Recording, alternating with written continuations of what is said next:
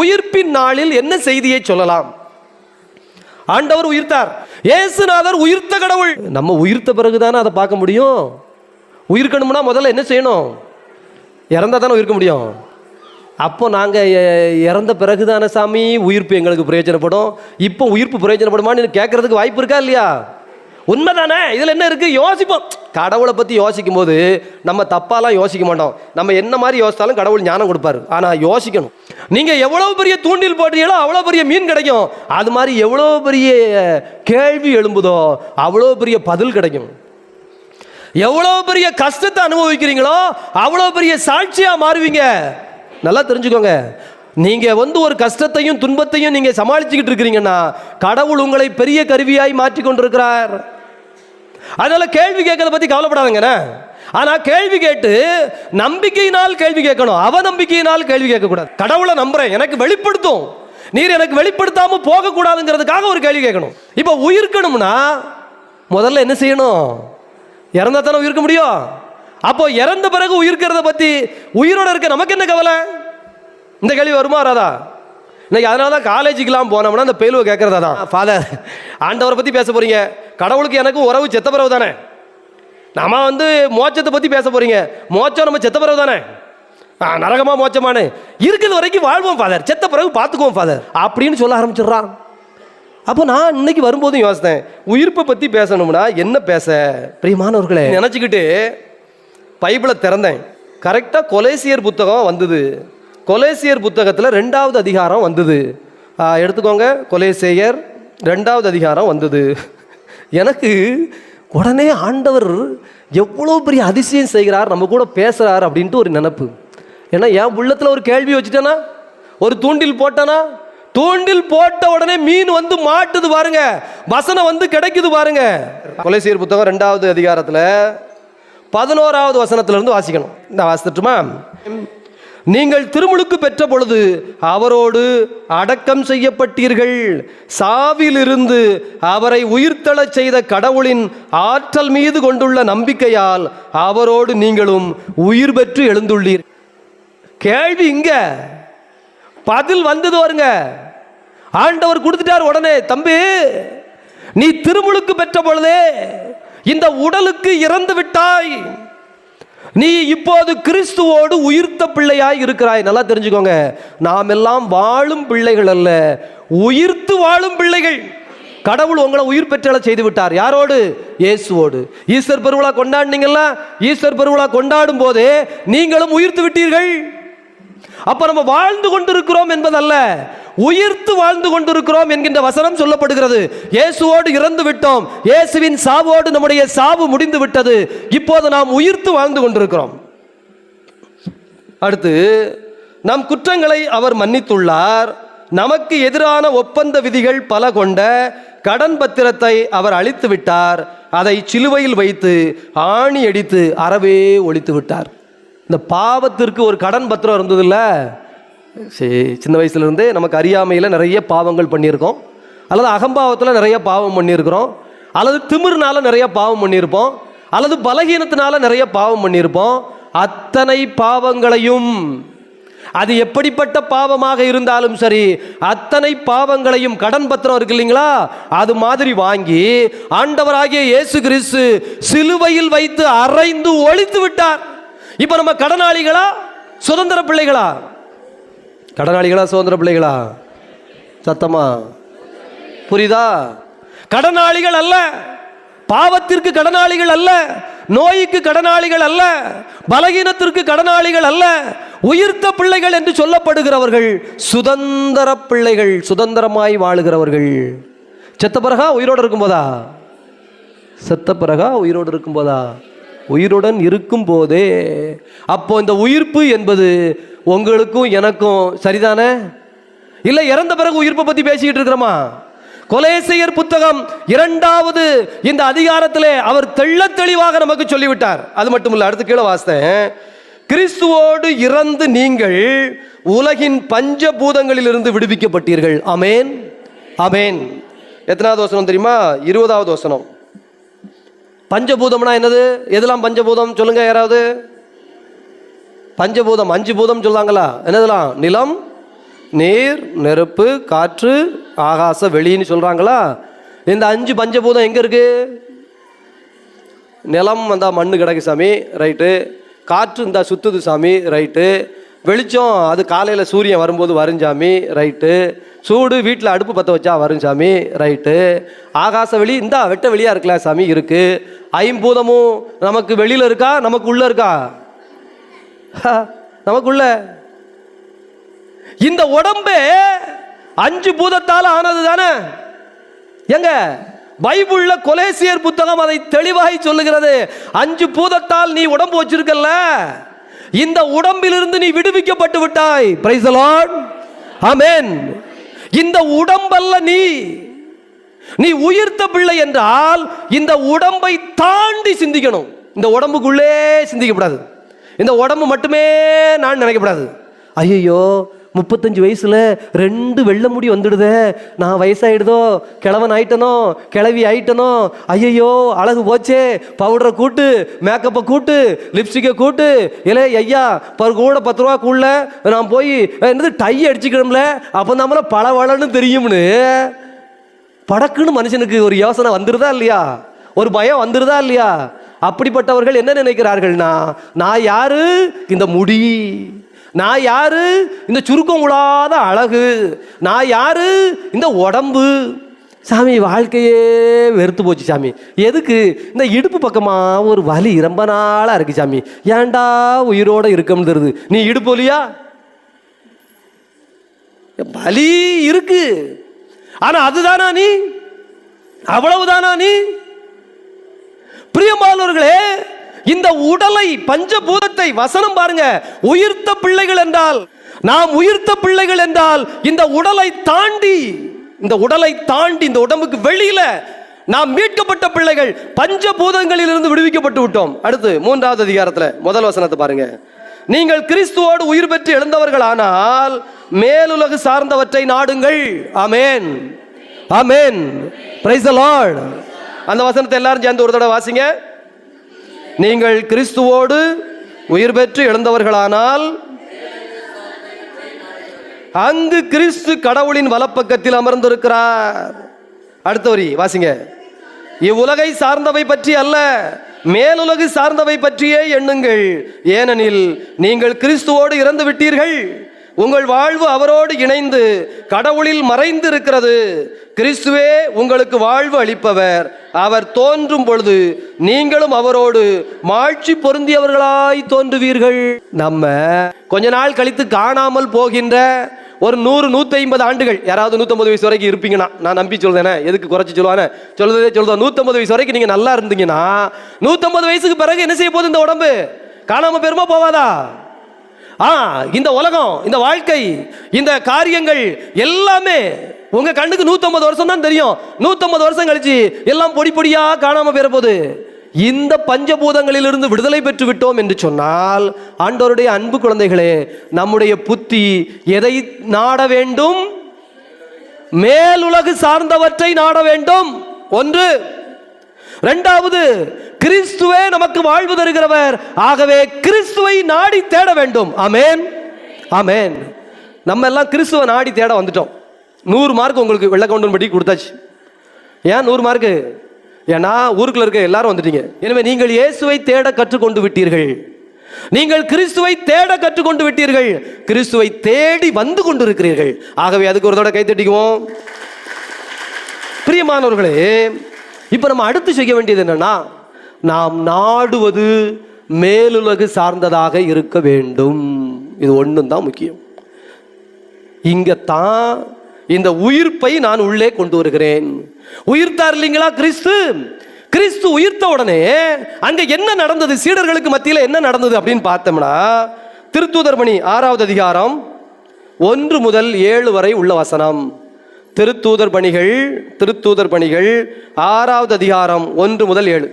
உயிர்த்த ஆண்டவர் நம்ம எங்க கொண்டாந்து சேர்க்கிறோம்னு புரியுதா? கொலேசியர் புத்தகத்துல பவுல் தெளிவாக நமக்கு கொடுத்து விட்டார்.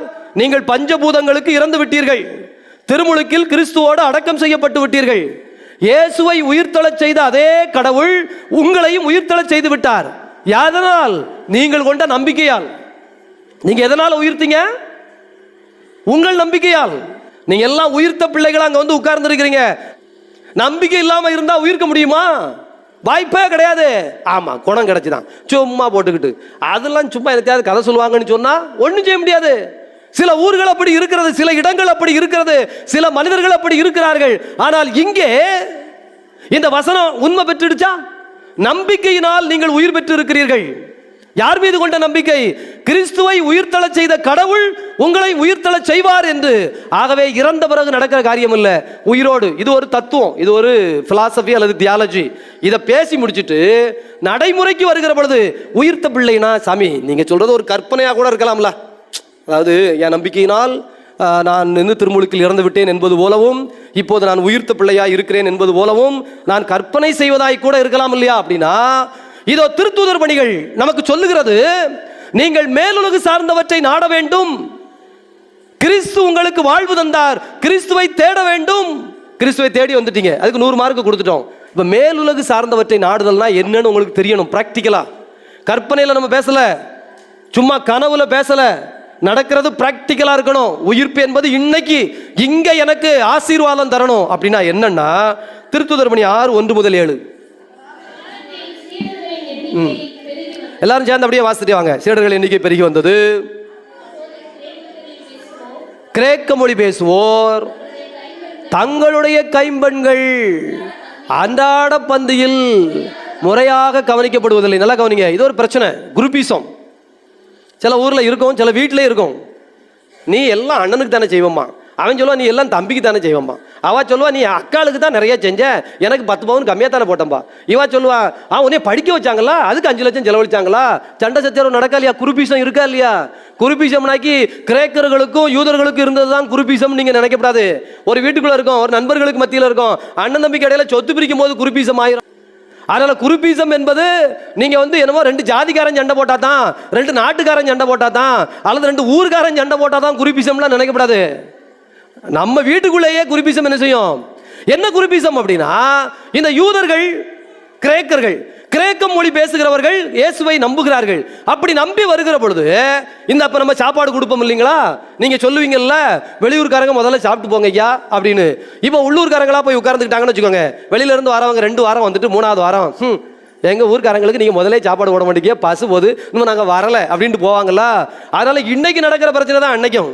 2000 வருஷமா புது பிரச்சனை எல்லாம் கிடையாது, ஒரே பிரச்சனை தான். உங்க வீட்டில் நடக்கிற சிக்கல் அதே மாதிரி அங்க நடக்குது. இப்ப கிரேக்க மொழி பேசுகிறவர்கள் என்ன சொல்றாங்கன்னா, இங்க பார்ப்பா, இது மாதிரி ஒழுங்காலாம் பரிமாறுறதுல எங்களுக்கு எங்க பெண்கள் ஒழுங்கா சாப்பாடு கிடைக்க மாட்டேங்குது, அது எங்க கைம்பெண்களை தான் நீங்க ஒதுக்கி ஓரமா போட்டுருந்தீங்க, கேட்கறதுக்கு ஆள் இல்லைன்னு அப்படின்னு ஒரு பிரச்சனையை கொண்டு வராங்க. நல்லா கவனிச்சுக்கோங்க, நல்லா கவனிச்சுக்கோங்க. இப்ப இங்கே நடக்கட்டும், சாமி இங்க பாருங்க பரிமாறுற இடத்துல ஒரே பிரச்சனையா சாமின்னு நீங்க சொன்ன உடனே நான் மைக்கை பிடிச்சி ஜோம் பண்ணிக்கிட்டு இருந்தவன், நீங்க பாட்டு பாடிக்கிட்டு இருக்கேன் ஒரு 5 நிமிஷம் அப்படின்னு மைக்கை அங்க வச்சுட்டு அங்க வந்து என்னால பரிமாறிக்கிட்டு இருக்கீங்க, அறிவு இல்லை உனக்கு, ஏமா நீ எந்த ஊருக்காரி, நீ என்ன நான் காத்துனேன்னு வச்சுக்கோங்க. புரியுதா எங்க சிக்கல் இருக்குன்னு? அதை தானே நான் செய்யணும் வழக்கமா. அதுக்கு தானே என்னை ஒருத்தன் கூப்பிட்டது எதுக்கு? சாமி வந்து பாருங்க சாமி, நீங்க சொன்னாதான் சாமி இருக்கணும். நான் இங்க எல்லாத்தையும் போட்டபடி போட்டுட்டு அங்க கூப்பாடு போட்ட உடனே அது வரைக்கும் ஆவியானவர் செயலாற்றிக்கிட்டே இருந்தார்ல, அந்த ஆவியானவர் பயந்து போய் ஓடிடுவாரு.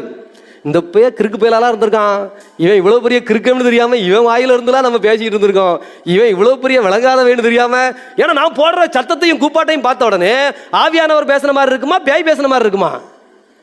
ஏங்க சண்டை நடக்கிற இடத்துல போய் நான் பஞ்சாயத்து பண்ணிக்கிட்டுன்னா நான் பேசுற பேச்சு ஆவியானவர் பேச்சாவா இருக்கும்? நீ யோசிச்சு பாருங்க. முடிஞ்சிச்சா?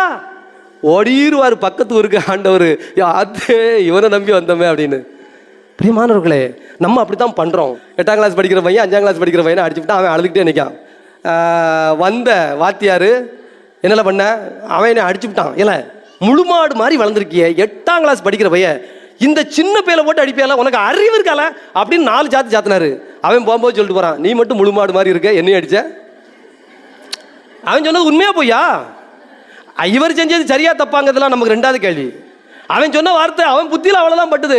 யோ நானாவது 3 வயசுக்கு வித்தியாசம் உள்ள பேல அடிச்சேன், உனக்கு 55 வயசு, எனக்கு 13 வயசு, 40 வயசு என்னை விட நீ கிளத்த முழுவேன், நீ என்னை அடிச்சுட்டு போறிய, நீ என்ன நியாயம் பேசுன? உண்மையா போய்யா? நீங்க உங்க வீட்டில் உங்க பிள்ளைகளுக்குள்ள பஞ்சாயத்து பண்றீங்கல்ல, உங்க வீட்டில் நீங்க சில விஷயம் நியாயம் கற்றுக் கொடுக்குறீல்ல, அன்பு கற்றுக் கொடுக்குறீல்ல, அது எல்லாமே இப்படித்தான். செய்ய வேண்டியதை செய்யாம, பண்ண வேண்டியதை பண்ணாம, போட்டுட்டு உடனே நம்ம இதை பண்ணால் சரியாயிருமோ? உன் பிள்ளைக்கு உடம்பு சரியில்ல, நீ உடனே என்ன பண்ணுறன்னு யோசிச்சு பாரு. எங்கேயாவது ஒரு 5,000 ரூபா கடனை வாங்கிக்கிட்டு திருநெல்வேலிக்கு ஆஸ்பத்திரிக்கு கொண்டு போனால் சரியாயிரும். அப்படி தானே நமக்கு புத்தி போகுது.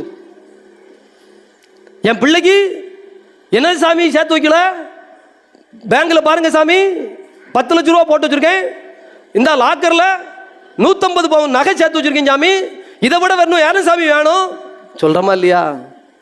இடம் வாங்கி போட்டேன், 2 வீடு கட்டி விட்டுட்டேன், இதை விட வேற என்ன சாமி செய்யணும் சொல்றமா இல்லையா? எல்லாம் ஒன்று தான். நான் இதை போட்டுட்டு போய் பரிமாற போனோம்ல, அதே கதை தான் இது எல்லாமே. உலகு சார்ந்தவற்றை நீங்கள் நாடுகிறீர்கள், உலகத்திலிருந்து எதையாவது கொடுக்கலாம் என்று நினைக்கிறீர்கள். நீங்கள் உடனே கடவுள் வடிவத்தை எடுத்து நடுவராகி நீங்களே சரி செய்து விடலாம் என்று நினைக்கிறீர்கள். ஐயோ பாவம், அப்ராணி பிள்ளைகள்னு அர்த்தம். புரியுதா உங்களுக்கு? இது அந்த பந்தியில் அப்ப என்ன சாமி செய்யணும்னா, அடுத்து வாசிங்க. முறையில்லை என்று குற்றப்படுத்தினார்கள். அடுத்து, எனவே 12 திருத்தூதரும் சீடர்களை ஒருங்கே வரவழைத்து, நாங்கள் கடவுளது வார்த்தையை கற்பிப்பதை விட்டுவிட்டு பந்தியில் பரிமாறும் பணியில் ஈடுபடுவது முறையல்ல. என்ன வசனையா? எங்க மேலுலகை சேர்ந்தவற்றை நாடுறதுனா என்னன்னு புரியுதா உங்களுக்கு? இது உங்களுக்கு செத்த பிறகு உள்ள விஷயம் இல்லை. இது உங்களுக்கு எனக்கு இதுக்கும் சம்மந்தம் இல்லை சாமி. நீங்க சாமியாரு மேலுலகத்தை சேர்ந்தவற்றை நாடுங்க. நான்லாம் குடும்பஸ்தன், 2 பிள்ளை 4 பிள்ளை பெற்றவன், பேர பிள்ளை எடுத்தவன். அதனால நான் இந்த உலகத்தில் இருக்கிறத தான் கெட்டி அழணும், எனக்கு வேற வழி இல்லை, என் தலையெழுத்துன்னு சொல்லாதங்க. புரியுதா ஐயா? நான் சொல்ல சரியா தப்பா? கரெக்டாக தானே பேசுறேன்? புரியுற மாதிரி பேசுறோமா இல்லை புரியாத வசனத்தில் பேசுறேனா? ஏமா உங்களுக்கு புரியுதா? மேலுலகு சார்ந்தவற்றை நாடுங்கள். அவன் பாருங்க, பந்தி பரிமாறதுல பிரச்சனைனா அந்த கூட்டம் 2ஆ உடையுமா? உடையும். அந்த பிரச்சனை பெருசாகுமா? ஆகும். ஒருவேளை அங்க சமாதானம் இல்லாமல் போகுமா? போகும். ஆனா இதை சரி செய்யறதுக்கு நீங்க அந்த களத்தில் இறங்க வேண்டியது இல்லை. அடுத்து வாசிங்க. ஆதலால் அன்பர்களே, உங்களிடமிருந்து நற்சான்று பெற்றவர்கள், தூய ஆவி அருளும் வல்லமையும் ஞானமும் நிறைந்த 7 பேரை கவனமா நீயே தேர்ந்தெடுத்து கொண்டா, நான் இல்லையா? பா எங்க இந்த சீடர்களுக்கு கடவுள் கொடுத்திருக்கிற ஆசீர்வாதத்தை பாருங்க. எனக்கு இந்த பகுதியை நினைச்சு நினைச்சு வியந்து வியந்து 2000 வருஷமா திருச்சபை நிக்குதுன்னா பந்தி பரிமாறினதுனால இல்ல. 2000 வருஷமா திருச்சபை நிக்குதுன்னா பெரிய பெரிய கோயிலா கட்டினதுனால இல்ல. 2000 வருஷமா திருச்சபை உலகமெல்லாம் பறந்து விரிந்து நிக்குன்னா சொத்து சேர்த்ததுனால இல்ல. சொத்து சேர்த்த ராஜாக்கள் குடும்பம் எல்லாம் காணாம போச்சு. சொத்து சேர்த்து உலகத்துல நான் கட்டி காக்கிறேன் பாருன்னு வச்சவங்களாம் காணாம போயிட்டான். ஆனால் மேலுலகு சார்ந்தவற்றை நாடுங்கள் என்று ஆண்டவராகிய இயேசு கிறிஸ்து கற்றுக் கொடுத்த முதலில் விண்ணரசுக்குரியவற்றை தேடுங்கள் என்று இயேசு சொன்னார்ல, அதே வசனத்தை இந்த திருத்தூதர்கள் முக்கியமான ஒரு பிரச்சனை வருகிற பொழுது அந்த பிரச்சனையில் சொன்னாங்க. நாங்களோ இறைவார்த்தை பணியில் இருக்கிறோம், ஜெபிப்பதில் இருக்கிறோம், இறை வேண்டல் தான் செய்வோம். எப்பா இந்த பிரச்சனைக்கு கொஞ்சம் பேரை கூட்டுவான்னு சொல்லி கொண்டு வந்து அவர்கள் மீது கைகளை வைத்தார்கள். அவர்கள் மீது தூய ஆவி பொழியப்பட்டார்கள். அவர்கள் அந்த வேலையை செய்தார்கள். இவர்கள் தொடர்ந்து ஜெபித்து கொண்டிருந்தார்கள். வசனம் அதுல கடைசி வசனம் சொல்லுகிறது, ஆகவே இறை மக்கள் பலுகி பெருகி கொண்டே வந்தார்கள். Amen. Praise the Lord. Amen. பா ஒரு எடுத்துக்காட்டு போதாது, பைபிள்ல இருந்தே உயிர்த்த பிள்ளைகள் எப்படி இருந்தாங்கன்னு. நீங்க உங்க பிள்ளைங்களுக்கு என்ன கொடுக்கணும்னு தெரியுதா? என்ன கொடுக்கணும்னு தெரியுதா? அதாவது ஒரு கதை சொல்றேன், இன்னும் கொஞ்சம் ஈஸியா உங்களுக்கு புரியும். இதே கான்செப்ட் தான். இப்போ நான் சின்ன வயசுல இருக்கும்போது, அப்போ எங்க அம்மா படிக்காத ஆளு. அப்போ சாயந்தரம் ஸ்கூல் போயிட்டு வந்த உடனே பைபிள் வாசிக்கணும், இதான் எனக்கு வேலை. எங்கள் அம்மா பிடி சுற்றிட்டே இருக்கும், அல்லது ஏதாவது வேலை பார்த்துக்கிட்டே இருக்கும், அல்லது சமையல் வேலை பார்த்துட்டே இருக்கும். நான் பின்னால் ஒரு மணி நேரம் வாசித்துக்கிட்டே போகணும், இது எனக்கு வேலை. அப்போ ஒரு நாள் அங்கே வந்திருந்த அம்மா சொல்லுது, அவனை பைபிளை போட்டு வாசிக்க சொல்லிக்கிட்டு 10ஆம் கிளாஸ் படிக்கிற பேர்ல டியூஷனுக்காவது அனுப்பு, மார்க்காவது கூட எடுப்பான். அப்போ எங்கள் அம்மா சொல்லுது, இவன் மார்க்கு கூட எடுத்து நாளைக்கு வேலைக்கு போய் கடைசி காலத்தில் எனக்கு கஞ்சி ஊற்றணும்னுலாம் கட்டாயம் கிடையாது. இன்னைக்கு உன்னைய படிக்க வச்சது எனக்கு பைபிள் வாசித்து காட்டுறதுக்கு. எனக்கு பைபிள் வாசித்து காட்டு போதும். இந்த திருத்தூதர்கள் செஞ்சாங்கல்ல. இறை வேண்டல் செய்வதிலும் இறை வாக்கு பணியிலும் நாங்கள் நிலைத்திருப்போம். நான் அதனாலதான் சொல்லுவேன், உன் பிள்ளைக்கு இந்த சின்ன பிள்ளையா இருக்கும் போதே பிறருக்கு உதவி செய்ய கத்துக் கொடு. ஏல அந்த வீட்டில் பாரு ரொம்ப கஷ்டப்படுறாங்கல்ல, ஒரு சேலை, இந்த சேலையை கொண்டு போய் கொடு அப்படின்னு உதவி செய்ய கத்துக் கொடு. ஒரு வீட்டில் வயசான ஆள் இருந்தா, அதை கவனிக்க ஆள் இல்லாமல் கிடந்தா, இந்த சின்ன பையன் இருக்கான்ல, 10 வயசு முடியும் முன்ன அவன் கையில் கொஞ்சம் சோத்தை போட்டு கொடுத்து, ஏல அந்த பாட்டிகிட்ட கொண்டு போய் சாப்பிட கொடு. ஐயோ பாவம், பார்த்தா பாவமா இருக்கு அப்படின்னு இந்த பையன் கையில சாப்பாடை போட்டு அந்த பாட்டிகிட்ட கொண்டு போய் சாப்பிட கொடுக்க சொல்லுங்க. ஒரு தாத்தா அங்கிட்டு போக முடியாம முடிச்சுக்கிட்டு இருக்காருனா, ஏல இங்க வா, அந்த தாத்தா ரொம்ப கஷ்டப்படுறாரு, இந்த 10 ரூபா அந்த தாத்தாவை டீ கடை வரைக்கும் கூட்டு போய் ஒரு டீ வாங்கி கொடுத்துட்டு பக்கத்துலேயே நின்று கூட்டு வா அப்படின்னு சொல்லி அனுப்பி வை. அந்த தாத்தா உனக்கு தெரிஞ்சாலோ தெரியாதாலோ, உனக்கு வேண்டப்பட்டவனோ வேண்டப்படாதவனோ, உனக்கு பகையாளியோ நோயாளியோ யாரா இருந்தாலும் சரி, உன் பிள்ளைக்கு 10 வயசுக்குள்ள இப்படி வயசான ஆட்களை கவனிக்க நீ கற்றுக் கொடுத்துரு. 10 வயசுக்குள்ள அவன் மனசுல இழகிரும். 10 வயசுக்குள்ள அவன் மனசுல இதெல்லாம் பதிஞ்சு நிற்கும். நீ வயசாகி போய் நடக்க முடியாம உட்கார்ந்துருப்பல, அப்போ இந்த பையன் இழகி இழகி உன்னைய கவனிப்பான். ஆனா நம்ம என்ன தெரியுமா செய்யறோம்? ஐயா அம்மையை நல்லா கவனிக்கணியா, அப்பாவை வயசான காலத்தில் கை விட்டுறாதையா, நீ என்னை பத்திரமா பார்த்துக்கையா. நீங்கள் பிச்சை கேட்டு கெஞ்சி கேட்டு இருந்தீங்கன்னா அவன் உங்களுக்கு செய்யவே மாட்டான். இதான் உண்மை, இதான் யதார்த்தம். மேலுலகு சார்ந்தவற்றை நாடுதல் அப்படின்னா என்னன்னு புரியுதா? இது ஏதோ கனவுலையும் கற்பனையிலையும் பேசுனது இல்ல. சீடர்கள் என்ன பண்ணாங்கன்னு புரியுதா? இந்த 10 வயசுக்குள்ள அவன் மனசுக்குள்ள ஐயோ வயசானவங்களை கவனிக்கணுமேனு மனசெல்லாம் இழகிடுச்சுன்னா அவன் அப்போ உங்களை அம்மானு உதவி செய்ய மாட்டான், அப்பான்னு உதவி செய்ய மாட்டான். ஏன் தெரியுமா? நீங்க எவ்வளவுதான் செஞ்சிருந்தாலும் 4 தடவை திட்டிருப்பீங்க, 2 தடவை அடிச்சிருப்பீங்க, எப்பவாவது ஒரு தடவை அவன் சொன்னதுக்கு உனக்கு தர முடியாது போலன்னு இருப்பீங்க. அதுதான் அவன் மண்டைக்குள்ள நிற்கும். அதாவது அம்மாங்கிறதுக்காக அப்பாங்கிறதுக்காக உங்க மேல பாசத்தை பொழிஞ்சு உங்களை கவனிக்க மாட்டான். ஆனா சின்ன வயசுலயே வயசானவங்களை பார்த்தா மனசு இழகிச்சா, உங்களை பார்த்தா ஐயோ இந்த கிழவன் இந்த கிழவி சை ஆண்டவனே அப்படின்ட்டு இழகி செய்வான். நான் சொன்னதுக்கு யாராவது மறுப்பு சொல்லுங்க பார்ப்போம். நடக்குமா நடக்காதயா?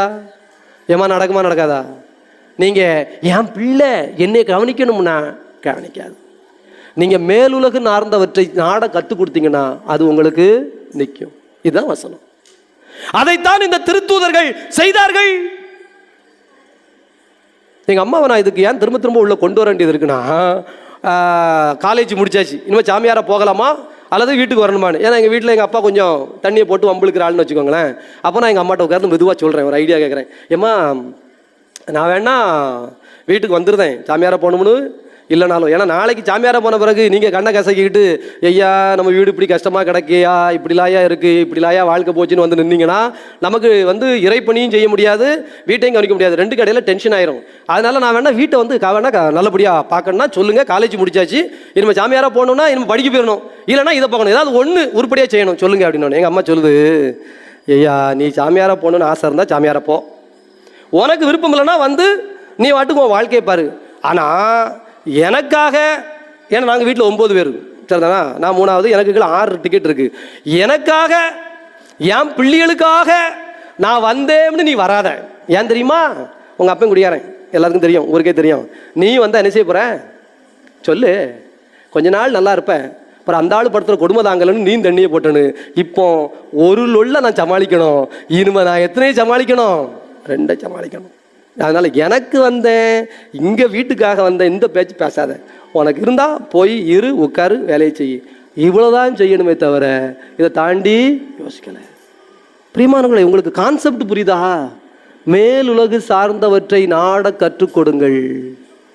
உங்கள் பிள்ளைகள் இறை பிள்ளைகளாய் நீங்கள் இறை தன்மையில் முளைத்து விட்டீர்கள் என்றால், அதற்கு பிறகு இந்த இறை வார்த்தை, இந்த இறை சட்டம், மேலுலகு சட்டம் உங்களுக்குள் நின்று விட்டது என்றால், நீங்கள் உயிர்த்த பிள்ளைகளாய் மாறிவிட்டீர்கள் என்றால், இந்த கீழுலகில் நடக்கிற காரியமெல்லாம் உங்களுக்கு 10 பைசா மேட்ரு, ஒண்ணுமில்லாத மேட்ரு, குப்பை.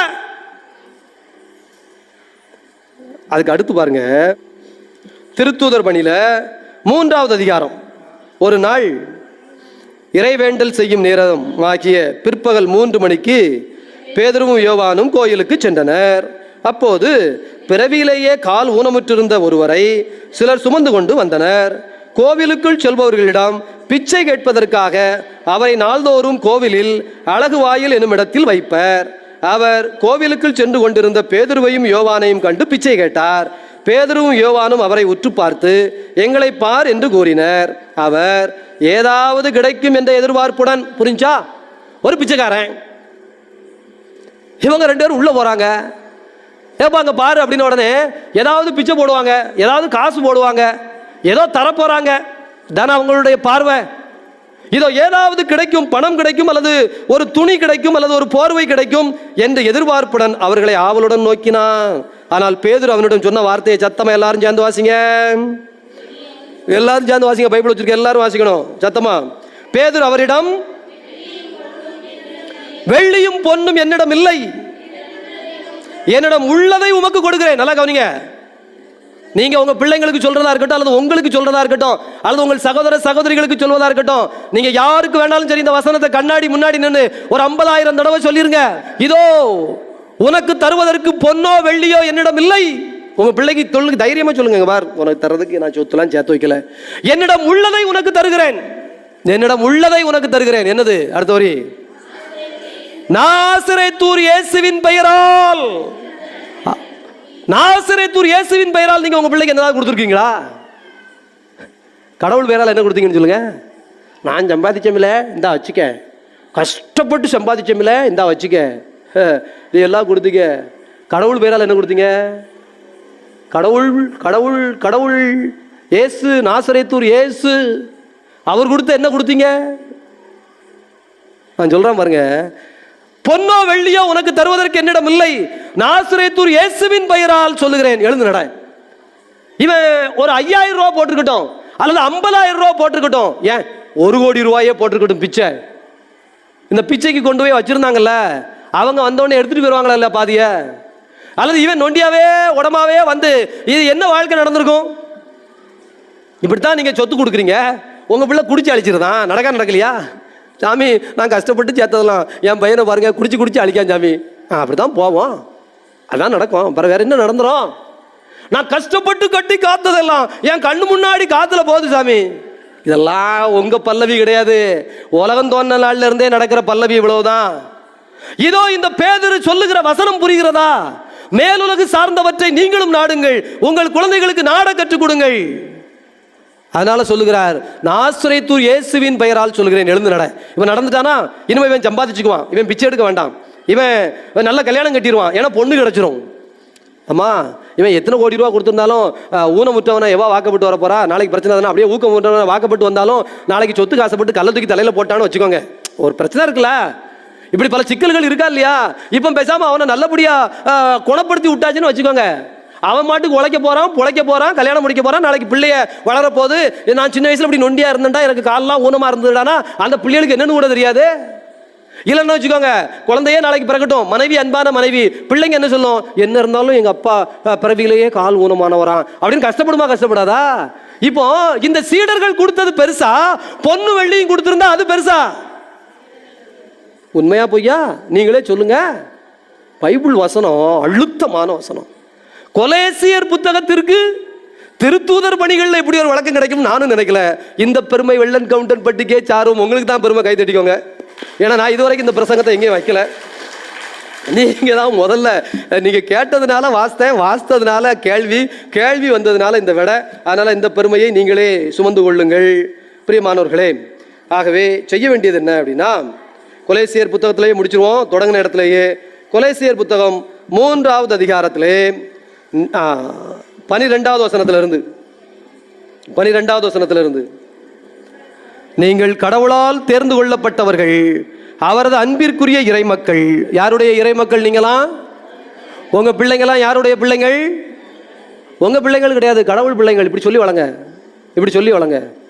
நீங்களும் இந்த உலகத்தை சார்ந்தவர்கள் அல்ல, நீங்கள் கடவுளின் அன்பிற்குரிய இறைமக்கள். அப்படி சொல்லி வளங்க, நெஞ்ச நிமிர்த்தி நில்லுங்க, வாழ்க்கை உங்களுக்கு வசப்படும்.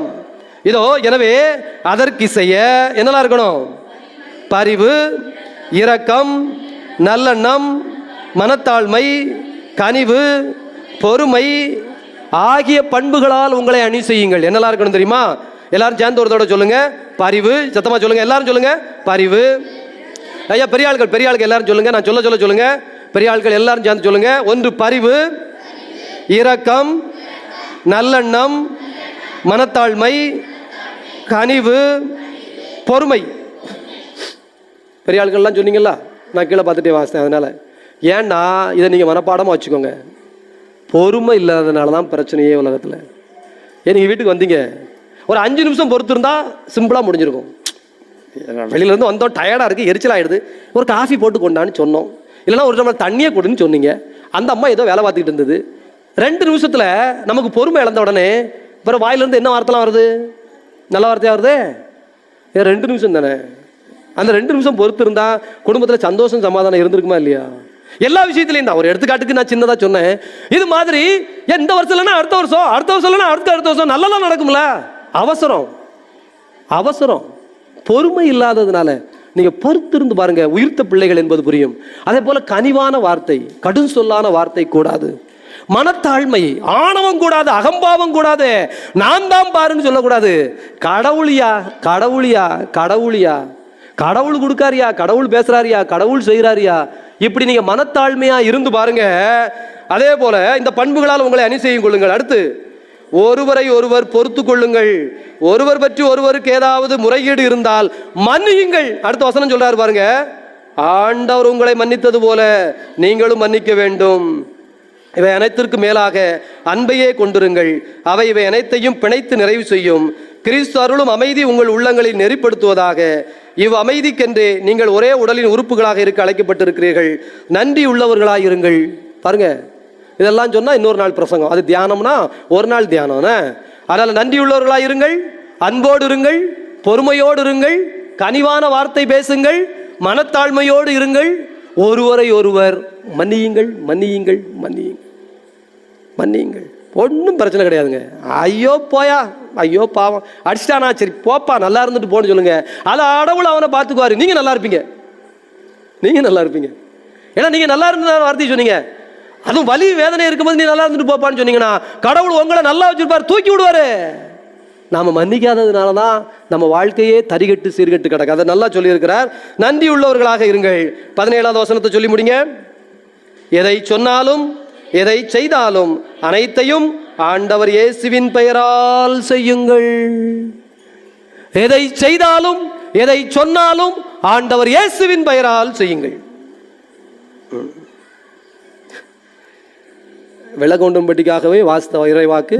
அதனால இவ்வளவு நேரம் சொல்லி முடித்து விட்டோம். இப்போ நம்ம குணம் வாங்கிட்டோம் இல்லைங்களா? ஆண்டவர் நம்மளை நல்லா குணப்படுத்தி இருக்கிறாரு இல்லைங்களா? இப்போ எழுந்து நிற்போம். இந்த இறைவார்த்தை உள்ளுக்குள்ள ஆழமா நிற்கணும். இந்த இறைவார்த்தை உள்ளுக்குள்ள அப்படியே வேரூன்றி நிற்கணும், வேரூன்றி நிற்கணும். அப்படியே எந்திரிச்சு நில்லுங்க. இந்த நற்கருணை நாதரை நாம் இப்போது பவனியாக எடுத்துக்கொண்டு வர இருக்கிறோம்.